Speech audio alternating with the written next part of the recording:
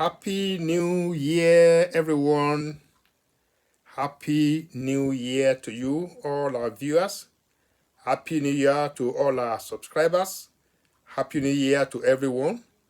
And I have the feeling that this year is going to be better than last year in every way. I trust God that this year you will recover everything you lost last year, and the Lord will compensate you according to the word of God. Amen. Love your enemies. Have you heard that phrase before? Love your enemy. Love your enemy. Jesus actually said that in Matthew chapter 5, verse 44, and Luke chapter 6, verse 27. And that's not supposed to be any problem with the statement, except that he also said that the devil is our enemy. So how can we resolve this problem? He said, love your enemy. He said the devil is our enemy. So how do we resolve the problem? Which enemy did Jesus say we should love? The devil? Definitely not the devil, because Jesus himself did not demonstrate any single iota love for the devil. In fact, it seems that Jesus regarded the devil with disdain and disgust. Several passages of the scripture show that Jesus dealt ruthlessly with the devil every time. For example, during the temptation of Jesus Christ, we saw the way Jesus Christ dealt with the devil and sent him away without ceremony. Every time, he did not even allow him to speak. Every time the devil quotes a scripture, Jesus Christ countered with the scripture and sent away. You can see that in Matthew chapter 4. And every other time that their path cross, that's the path of Jesus Christ and the devil. Anytime they cross path, Jesus Christ has never shown any respect, any love for him. So, if he does not love the devil, if he casts out the devil, if he shows disgust to the devil, can he tell us to love the devil? Definitely not.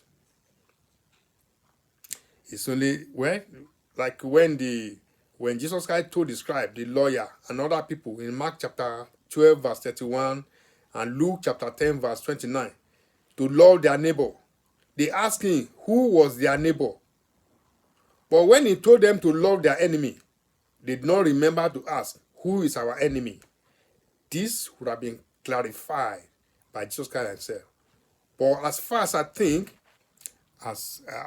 there are at least 3 categories of enemies mentioned in the scriptures, and every of them has its own distinctive.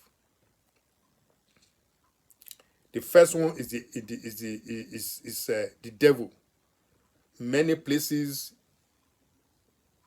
the Bible refers to the devil as our enemy.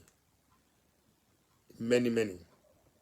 And then he also refers to those who are possessed by the devil spirit as our enemy. Call them avowed or covenanted enemy. And many of the word of Jesus Christ as enemy also refer to some human beings who just did not share our opinion or who demonstrate hatred or disdain for us. He calls such one enemy as well. We will look at each of these 3 categories. 1, the devil. Jesus never gave the devil a single chance. He looked at him as an enemy. Enemy of God, enemy of Jesus Christ, enemy of people, enemy of Christian, enemy of life, or enemy of anything that is good. We saw an example in his temptation. He countered the devil from beginning to the end of that temptation. Also, you look at the miracles of Jesus Christ, the parables of Jesus Christ. Jesus attributed almost all the bad things in life to the devil. like the parable of the tares, where a man sow good things, seed in his farm, and somebody went to go and sow tares. This one was attributed to the devil. He said, an enemy has done this. When he wanted to attend to the woman that has the issue of blood, he said the devil has banded her, done this evil to her. And there are so many other accounts that you can see where Jesus Christ referred to the devil as the doer of bad things. Apart from the devil, or in addition to that, anytime Jesus comes across people who are bound or possessed by the devil, he casts out the devils. He casts out the spirit. He removed the spirit from them. And he never even allowed them to speak. He regarded them with disgust. Keep their mouth shut. They wanted to, he told some demons to come out of the madman. And they wanted to tell him, we know who you are. He said, shut up. He did not allow them to say any word. Cast them out. So if Jesus Christ regards the devil like this and those who are possessed with the demons, how can he tell us to love the devil?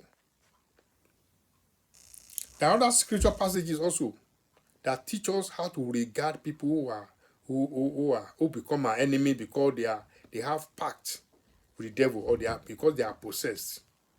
For example, the scriptures say, do not allow a witch to live. Another one say, do not consult familiar spirits. Isaiah chapter 49 verse 24. Another one say that if you teach the evil people to do righteousness, they will never learn because they are possessed with evil. Isaiah chapter 26 verse 10. We also find out how the apostle dealt with people who are possessed. People like Bar-Jesus, people like Simon the sorcerer, and the magician in Athens. All of them, they dealt with them. They did not allow them to talk. They told them to shut up their mouth. They made them to keep quiet. They did not give them a chance. So, I don't think that either Jesus or the Bible asks us to love those who are sold to Satan, especially their spiritual state and their demonic state. They are vowed and covenanted enemies. Nor did he tell us to love the devil. I don't think so. I think the enemies that Jesus said we should love are actually our neighbors who could not get along with us, maybe because of their business, because of political association, because of their social or legal status. They are the people that Jesus Christ said we should love. Because in a place he said, love those who misuse you. He said, give your coat before when they ask you for it, before they drag you before the magistrate. So if neither God nor Jesus love the devil, I don't think we should do either. This is because the devil's fate has been sealed. He cannot repent. Likewise, many covenantal people with the devil who have part with the devil have their fate sealed, unfortunately. They might not be able to repent, just like the devil is not able to repent. So loving them is beyond the scope of what the Bible teaches. What do you think? Thank you very much for listening. I would like to wait for your response.